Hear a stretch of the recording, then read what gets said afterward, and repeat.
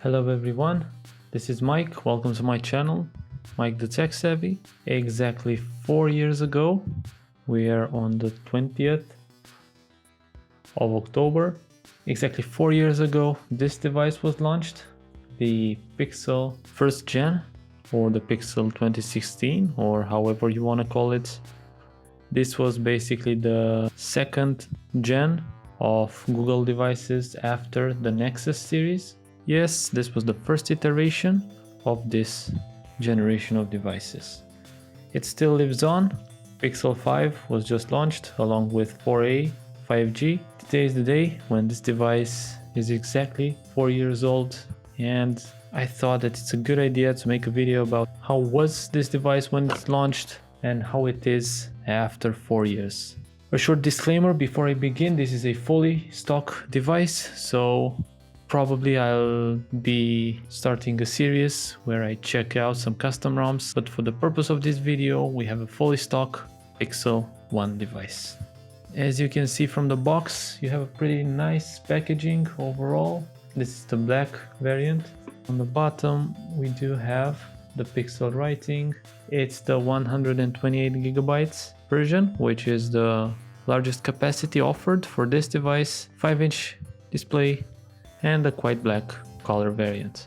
It's a single SIM device, not dual SIM like the 3A, 4A. Let's open it up. I'll also do a quick unboxing and then we'll take a look at the device itself. Pretty nice packaging overall. They didn't save any money on it, that's for sure. We have the phone itself here. I'll put it aside for now. Let's just take a quick look at the package. So we have here a USB-A to USB-C adapter, USB Type-C to USB Type-C cable, power brick, which is 18 watts and has a USB Type-C port, and last but not least, another USB cable Type-C to Type-C in order to be used with the charging brick. Let's put everything aside and take a look at the device itself. The phone looks pretty nice. We have here the ambient light sensors, front camera. On the side here we have power button, volume keys. On the left side we have the SIM tray. On the bottom we have the speaker, microphone and USB Type-C. And on the top we have the headphone jack. Yes, we do have a headphone jack on this device. On the back, another microphone along with the main camera, dual LED and a fingerprint scanner. On the bottom here we have the Google logo, which is pretty nice. We have a metal case. I think it's aluminum, I'm not really sure.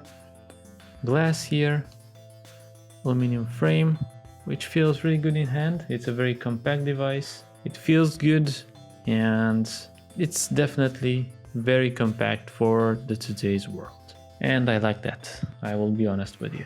We have pretty good specs for a device like this. Let me just bring them here. As you can see, originally it was launched with Android 7.1 Nougat. The display is a 5 inches full HD display with the normal by that time aspect ratio of 16:9. The rear camera 12.3 megapixels with f.2 aperture, which is not the best, but we all know that Google does great stuff with its software, so camera quality is pretty good as you would expect. You can film in 4K. Front camera is nothing to write home about, 8 megapixels, you can only film in HD, but it's more than enough, I guess. As far as the processor goes, we have a Snapdragon 821 and the Adreno 530 GPU. As internal storage, we have either 32 or 128 gigabytes. As I've shown you before on this device, we have 128 and 4 gigabytes of DDR4 RAM. You have the size here, the weight, which is pretty good given the materials used. We have a single bottom firing speaker here and 3 microphones. The battery isn't the best, only 2700 milliamp hours, but I guess it's pretty good for a full day of usage. Of course you have 4G, Bluetooth, NFC, and yes, as materials I was right, so we have aluminum and Gorilla Glass 4. So we have Gorilla Glass 4 on the front and Gorilla Glass 4 here on the back. Let's now take a look at this device because, to be honest, I like it quite a lot and I might give it a try as my daily driver soon. Let's first check out the software version that it's on. Take into consideration that this device was launched with Android 7 Nougat. We have Android 10 and October 2019 security patch level. So this basically means that Google has updated this device for 3 full years, and afterwards they have stopped all the software updates and all the security updates as well. Performance is pretty good, as you would expect from a device with these specs.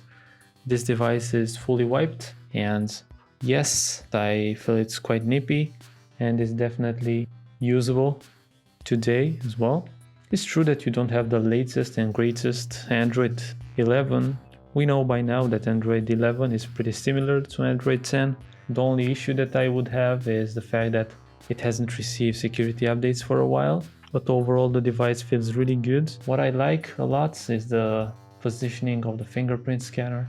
I really love this about the Nexus 5X and about its successors as well from the Pixel series. You can also swipe it down to bring the notifications. I'm not really sure if you can do this here. Let's check it out, just for curiosity's sake. Yes, you can. Very, very nice. If you'll be using this device as is, in front of me, you'll definitely have no issues with it. Of course, I have here the large capacity one, and you can see that the system itself uses around 10 gigabytes in total. This means you have about 118 available. I know you don't have any expandable storage, but with 128 I guess it's more than enough even for 2020. Most flagships from 2020 have 128 gigabytes, just like the S20, so I guess this is more than enough. This is pretty much the stock Google experience that you know from all the Google devices. What's worth mentioning is that in the camera department, it's not all bad. You do have the night sight, which is a pretty nice addition if you ask me, considering that this device is 4 years old. You have the lens blower, normal modes, video and everything else, but you don't have any astrophotography mode. It's not really that big of a loss. The camera is definitely on par with any phone from today, but of course you do have a single sensor here on the back. The display is an AMOLED unit with pretty good brightness. The only disadvantage that I might find with this device is the battery life. And indeed, if you find yourself one of these, the battery might have been used quite a lot and it probably has quite a few battery cycles, leading to a reduction in the battery life departments. You might get lucky just like I did with this one, and you might get a pretty good one. This one has decent battery and I can't wait to use it as a daily driver really soon. But I will probably try and install some custom ROMs which have the most recent security patches. This was my short review of the original Google Pixel 1 device. I filmed this video on the 20th of October, so exactly 4 years after the launch. I do still believe that this device is very capable for 2020, especially if you have the 128 gigabyte version. 4 gigabytes of RAM is more than enough for normal users. I think I will be starting a series with this device in mind.